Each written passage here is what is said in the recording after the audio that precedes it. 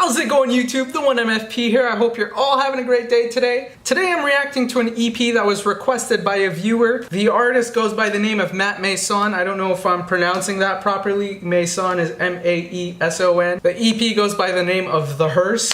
Interesting title for the name of an EP. You have song number 3 that carries the name of the EP. Anytime a song carries the name of the EP or the album that it is on, I tend to have high expectations for that song, just because it probably has a certain level of importance if the artist chose to name the album after that song. Now, the hearse is the vehicle that transports the coffin at a funeral, and that's exactly what we have as the cover art for this EP. What kind of significance will that have in the songs listed in this album?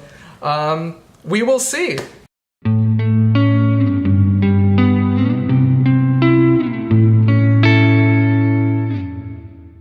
And if you're new to the channel, welcome to the channel. My name is Matt. I post reaction videos on this channel every single day, so if you enjoy that type of content and you like this video, please take the time to check out some of my other videos. And if you enjoy those, please subscribe. I always appreciate the support. Now let's get right into this. Matt Maeson, The Hearse. First song on the EP, Put It On Me.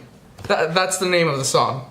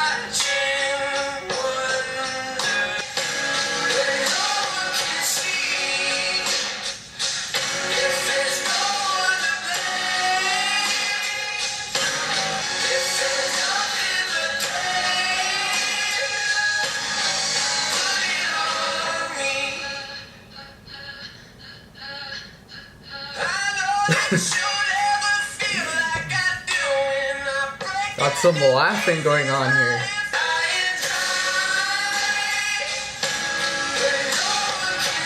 This chorus is catchy.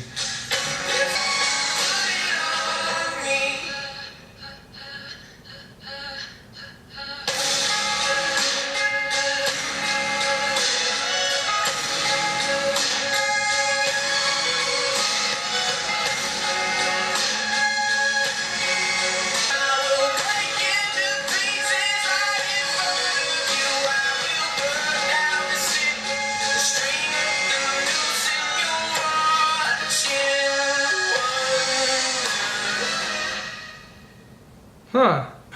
Okay, so this song really has this feel of anticipation to it. The whole beat feels like you're building towards something, and it seems really fitting to have that be the first beat on this album. I'm completely new to Matt Maeson. I don't know what his overall sound is at all, but this beat really feels like it's setting up what's to come in this album. And the very first line on this song, the very first line on this EP is "Hung high and dry where no one can see me." With the title of the EP being The Hearse, you put that together, it really seems like he feels like he's the one in the hearse, right? Because when you say high and dry, it pretty much means you're helpless. That's the first thing you pick up on as soon as the song starts. And then he frames the rest of the chorus in an apocalyptic way, where he's saying, if there's no one to blame, blame it on me. Storm in the sky, fire in the street. If there's nothing but pain, put it on me. So he's willing to take the blame for everything. And then we go into verse 1, where he's saying, you are the cold, inescapable proof. You're the evil, the way and the life and the truth. You're the revival beginning, and you're the genocide, and I watch and wonder. Now, it seems like he's not talking about death in a literal way. He's talking about living through very difficult circumstances.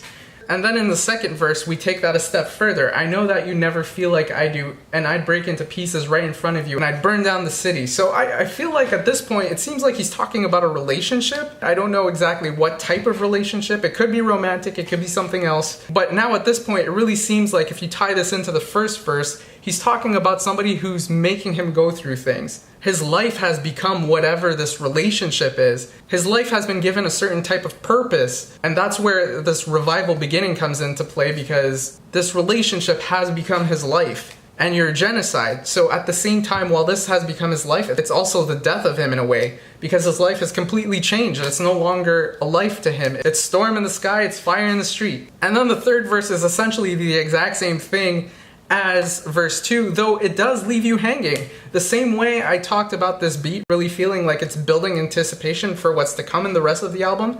The end of the song follows suit. We have Matt saying, "And you'll watch and wonder," and it literally ends right there. So with the way this song is gone and the way I've interpreted it, I feel like this EP is going to be about his struggles in this relationship. And now the next song in the album is Hallucinogenics.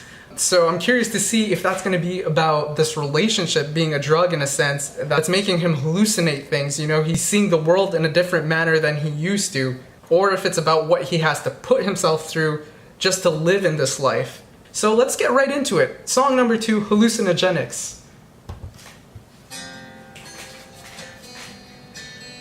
Pushing past the limit, tripping on hallucinogenics. My cigarette burnt my finger 'cause I forgot I lit it. Okay. Crawled back to the life that I said I wouldn't live. There we have it again. 'Cause I just couldn't. Life that he didn't want. I'm always shifting. Go find yourself a man who's strong and tall and Christian. Okay, talking about a relationship again. He's not fitting the bill. Ooh. Getting emotional here. My cigarette burned my finger 'cause I forgot I lit it. Go find yourself a man who's strong and tall and Christian. Dipping on hallucinogenics. Oh. And then I crawl back to What is that, a guitar in the background? I need headphones to really make it out, but that's beautiful. Yeah, definitely. carried on like the wayward son. And now I am just but the wayward man. What with my bloodshot eyes and my shaky hand. 'Cause I carried on like the wayward son. What with my bloodshot eyes and my shaky hand. Pushing past the limit, tripping on hallucinogenics. Now I really like how this song is constructed, because you have this individual who's going through something difficult and he's talking about it through the chorus and the verses, and then we get to this point where he talks about living like the wayward son. So basically he's saying he lived an unpredictable life. He's become undone and he's got bloodshot eyes and shaky hands, but the way they put that together musically is very anxiety provoking, because it's going loud and then it's stopping. It's going loud and then it's stopping. And you're thinking it's the end of the song, but it's not ending. And as a listener, I really feel like that's representative of what he's going through. He's so dissociated from life, and he's alluded to that in the earlier verses. He's saying, "My cigarette burnt my finger because I forgot I lit it." He's carrying out actions, forgetting he's carrying out those actions, and those are coming back to haunt him. That seems metaphorical for this idea that he's taking drugs to help alleviate pain, but then in the long run it's hurting him. And then we have this pre-chorus where he's saying, "Because I couldn't open up, I'm always shifting, go find yourself a man who's strong, tall, and Christian." So it seems like he's going back to talking about this relationship, and he's opening up a bit more about what went wrong in that relationship. It seems like he just didn't fit the bill. He wasn't what the other person expected, and he was suffering because of it. He tried meeting certain expectations and he lost himself in doing so, and he ended up living a life he didn't want to. That's when I wonder, when he says, "And then I crawled back to the life I said I wouldn't live in," is he talking about the destructive life of drugs, or is he talking about this relationship that's altered his life completely? And then we get to this bridge, and again, I feel like he leads up to this point really nicely, because he's talking about all these things he's gone through and all the things that he's turned to for help, and those things were destructive. And those things make him experience highs, and then they drop him to lows. Highs, lows, highs, lows. And that's exactly what this bridge feels like. And then we go to this chorus, and it's just so fitting to end the song that way, because after the highs and lows, you're back to this point of feeling a bit helpless, and that's how the beat just carries out. really slow and melodically. You picture a man who's just kind of laying on the floor, singing, just looking straight up at the sky, not thinking about too much yet. He's got so much going on. That's how I really view this song. Now let's get into the next one, the Hearse. Now this is the song that the EP is named after, so I'm really interested to see where he goes with this. Let's get right into it, guys. I am the man we both couldn't stand. I can't wash off the dirt from my hands. What was it like to feel in love? What was it Back to the like relationship feel in talk. love? I can't scrub off the black from my lungs. I can't wipe off the taste from my tongue. What was it like to feel in love? 'Cause I would never be free. I would never run faster. Will you sink down to me? I would never Will you sink down to me? I would never be seen in the wake of disaster. Will you sink down to me? I am the thought that you couldn't plan. What was it like to feel in love?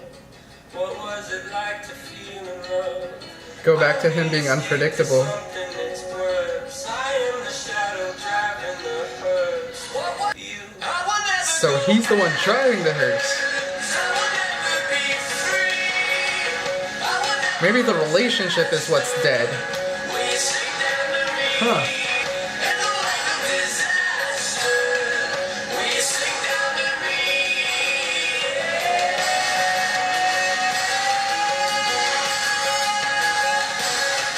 Will you sink down to me?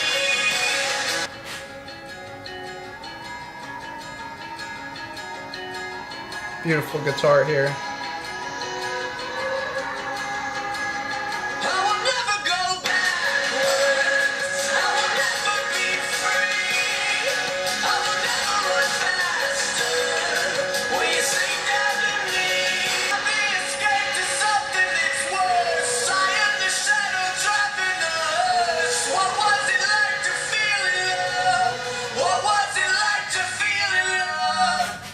So the lines that really stick out the most in this song are, what was it like to feel in love, and I am the shadow driving the hearse. So the EP takes an interesting turn here, because up until this point I was thinking he was the one in this hearse. I was thinking that he was kind of just coasting, and you know, in the prior songs he was talking about how destructive his life has become.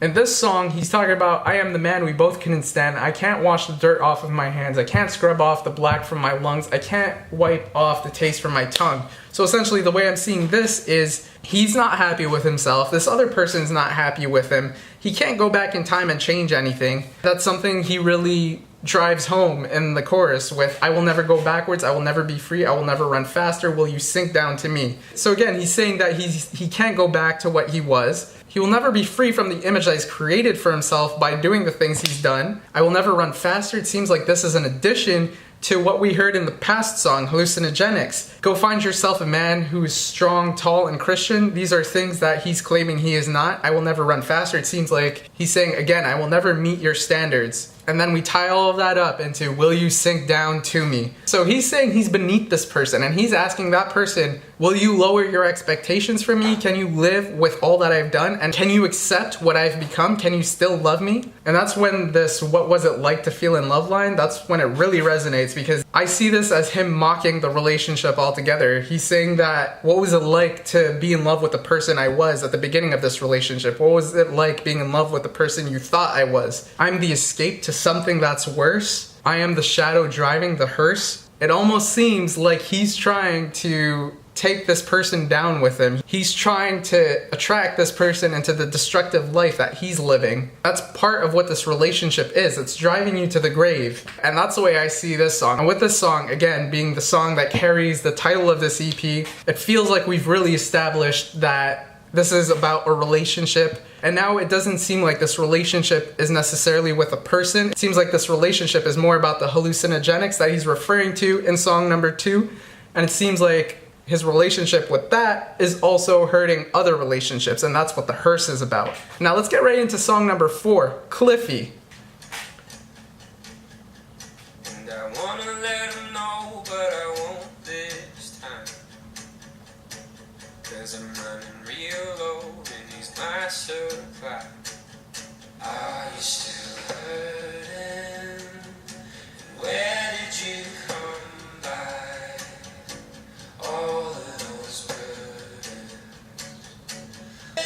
seems like this is drugs talking to him.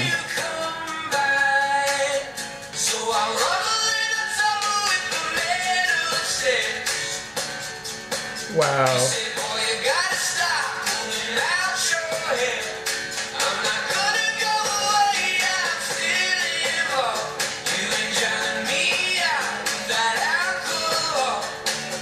Ooh, this is powerful.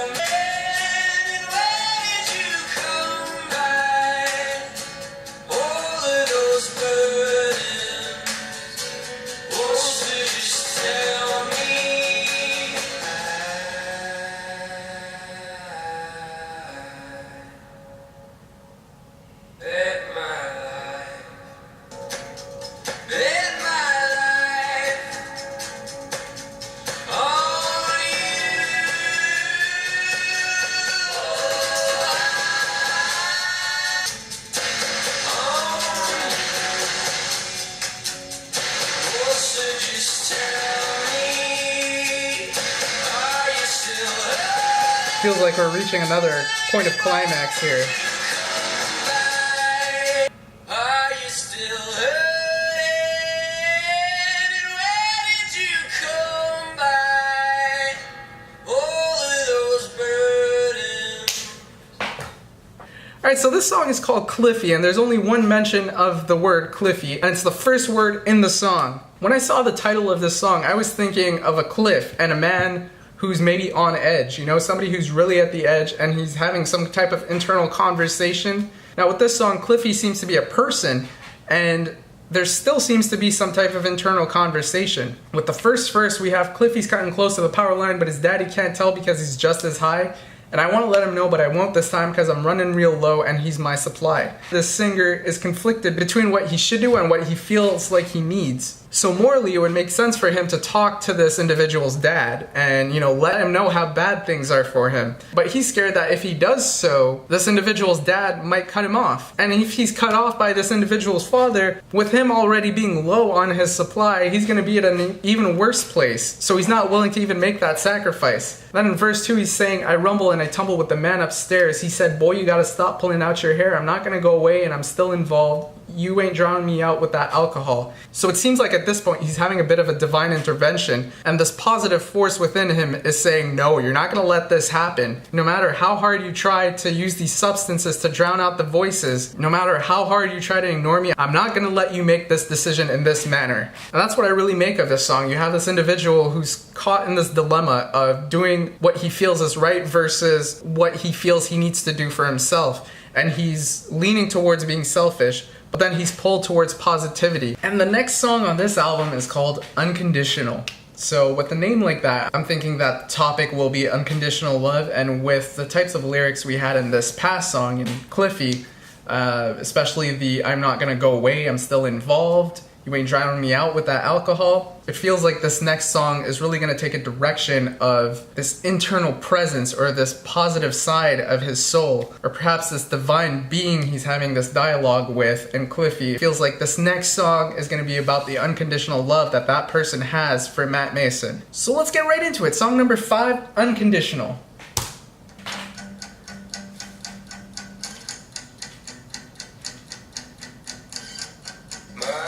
So strong, but her body's tired.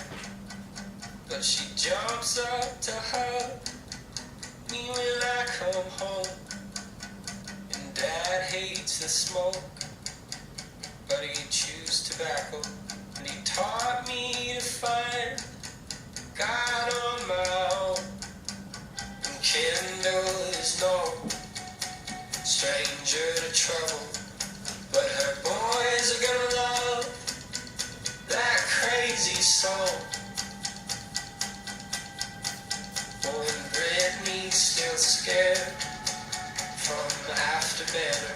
Andrew is here, he'd be proud of her. Maybe love was always near. Maybe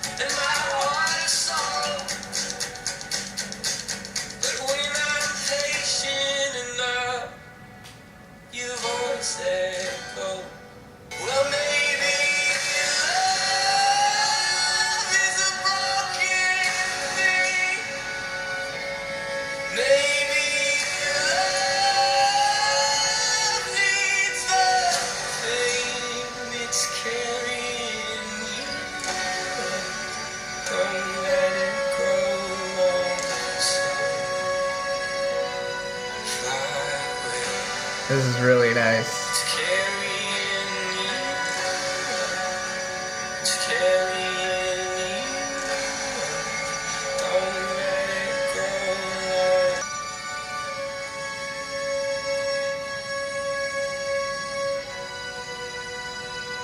Got some nice music to carry us out of this song. Alright, so there we have it, Unconditional. The song starts off with Matt talking about his mother, his dad, Kendall, Brittany. I'm guessing that's his family. I mean, obviously his mother and his father is, but Kendall and Brittany, those would be sisters. So at that point you start to think that Unconditional is going to be just about that, you know, family, especially your parents, it's unconditional love. Now with the mother and the father, he says, you know, Mama's so strong but her body's tired. She jumps up to hug me when I come home. No matter how hard things are for her, she's going to give him all her love. The dad, he hates to smoke, he chews tobacco, so it seems like the father himself is going through some stressful times as well. So in his case, he's doing things that he doesn't really like, but at the end of the day, he did teach Matt to find God on his own. Now perhaps that could bring us back to Cliffy and who Matt was talking to in that song. And given the "so I rumble and tumble with the man upstairs" line, it makes a lot of sense. Kendall's no stranger to trouble. Brittany's scared from after banter. Everybody's kind of going through their own thing, you know? The mother's tired, the father's going through something where he's doing something he actually doesn't like doing just to cope with his stress. And then we go into this chorus of, so maybe love was always near, maybe love needs the fear, well maybe love is a broken thing, maybe love needs the pain. So at this point I'm thinking, perhaps you need these negative things in your life to make you notice love altogether. Perhaps without these negatives, love doesn't have a chance to manifest itself, it wouldn't be noticeable. In verse 2 we go back to Matt talking about these vices, you know, he's smoking, he's drinking, and his emotions are coming back to him in doing so. Going back to that last song, Cliffy, it seems like he was intending to drink to drown out the voices, but in this song, he's turning to these vices and voices are coming to him. It seems to be the voice of somebody that he's loved. Now, it's not clear to me whether he's talking about a divine being or if he's talking about an individual, because again, we have references to God, but it does also seem like he's talking about somebody that he may be romantically involved with. When he says, oh, and I came to tears thinking of her, oh, and darling, I know that I haven't told you, but you mean more to me than you must know.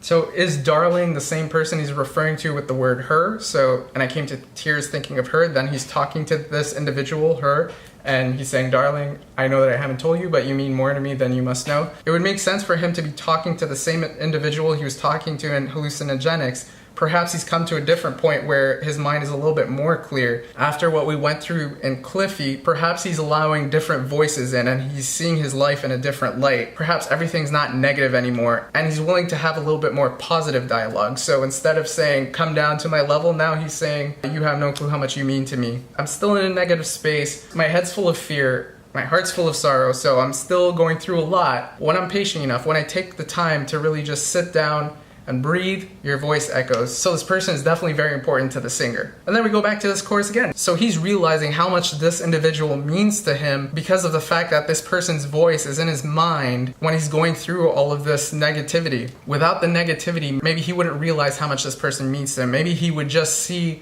him as this negative presence in a relationship. Perhaps the relationship is affecting him in a certain way. At the beginning of the album, I certainly felt like he saw the relationship as something negative. He saw himself as someone who was bringing something negative to the relationship as well, so he thought he was on a downward spiral and he was bringing down everyone around him with him. But now it's the opposite. He's down and he's realizing love is actually carrying him up. Don't let it go, I'm so far away. So I see that as he's so far down, but he can't let go, because if he does, he's gonna fall further. So he really needs to hang on to love. And that's the way I perceive Unconditional. The next song is the last song on the EP. It's called Mr. Rattlebone. It seems that we have a specific individual that we're talking about. With Cliffy, we have a name, but it was a name that was relatable to a certain situation. Cliffy, I think of cliff, so a person who's on edge. Now with Mr. Rattlebone, it's a name that tends to give you a certain message. But let's see what that message is. This song concludes the album, so it'll be interesting to see how it concludes it. Let's get right into it, guys. You're like the calmest, slip to my neck, bring me in closer, chained to my desk, beckoning nausea, a crowd of one and I. Call me Mr. Animal.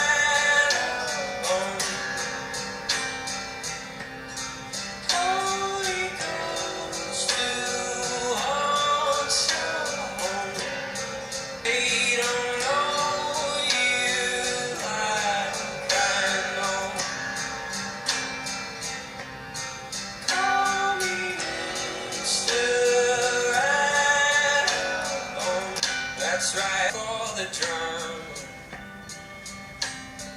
I'll be your muse. Take what I offer. Straight up the nose, down the throat. It's a bearable bruise on your conscience. Don't you feel calm? I am the way and the life and the best looking truth. Holy Ghost to haunt your home. They don't know you like I know. Ooh.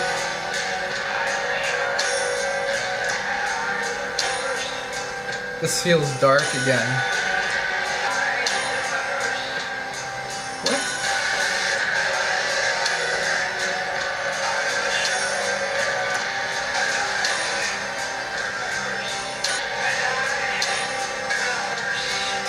And the Hearse.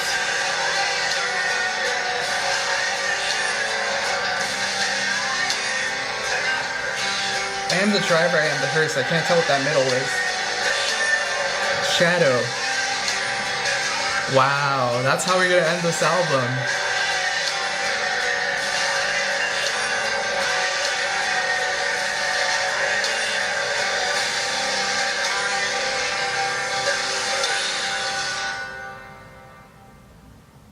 You have the organs just resonating there at the end.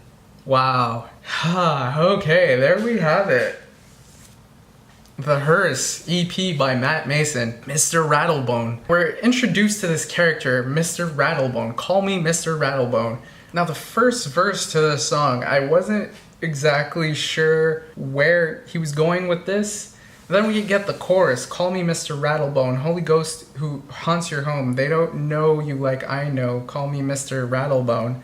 So it seems like whoever this individual is that consumes him within, this person is convincing him that nobody knows him like this presence knows him. And this goes against what Matt Maeson is talking about in Unconditional. It seems to contrast what we get towards the end of Cliffy. It seems to be a presence that's telling him to dive deeper into the dark side that he was being pulled away from with love. And verse 2 really drives this point further. He's saying, that's right, forget the drama, I'll be your muse. Now take what I offer.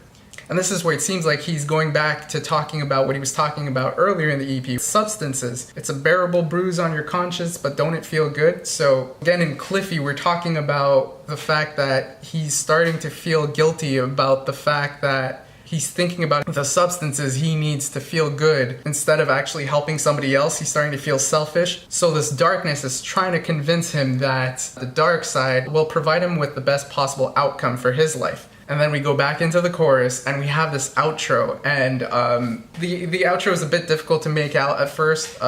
It might be better with headphones on, but it gets clearer as the song progresses towards the end. And he's saying, I am the driver, I am the shadow, I am the hearse. This goes back to what was said in the song, The Hearse. I am the shadow driving the hearse. And the songs that came after the hearse were Cliffy and Unconditional. So it seems like the hearse was this climax of darkness, and then we were slowly brought back to the light. This song, Mr. Rattlebone, drags us right back to the darkness. And it does a really great job of doing that sonically as well. It does sound like there's this impending doom, and that's how we conclude the song. I am the driver, I am the shadow, I am the hearse. So he's being driven to the end. And that does it for my thoughts on the song. When it comes to the album itself, it starts with the singer trying to demonstrate this negative space he's in. It starts with how he sees everything as doom and gloom and how he sees himself as the person who needs to take blame for all of this. Hallucinogenics is more about what he's turned to deal with everything that he's going through. The Hearse is this climatic point where he's talking about how much he's lost touch with who he used to be at the beginning, how different he is, how he'll never go back to being that person. Then we go to Cliffy, where he really hits that epiphany of, I'm hurting other people. Somebody's going through something, presumably his friend, and he's not able to do everything in his power to help that person because he's worried about himself. He's trying to make sure that he still has access to the things that keeps his head above water. He starts realizing that those things aren't necessary. There's a voice within, or a divine intervention going on, and this voice is really bringing his guilt to the forefront of the conversation. And that's where we go into Unconditional, where he's starting to understand the power of love and how love can get him closer to where he wants to be. And then Mr. Rattlebone is just the dark presence again, coming to drag him deeper into that hole and be the driver to his hearse. And that's what I make of it. So thank you, Brandon, for suggesting this EP. Had a lot of fun listening to it. I always like discovering new artists. I never heard of Matt Maeson prior to this. And just by listening to this EP, I feel like I got to know him a little better. So thank you for that. I hope you all enjoyed the video. Let me know what you guys thought in the comments down below. If you enjoyed the video, please leave a thumbs up. I always appreciate the support, and I will see you all next time. Have a great day, y'all.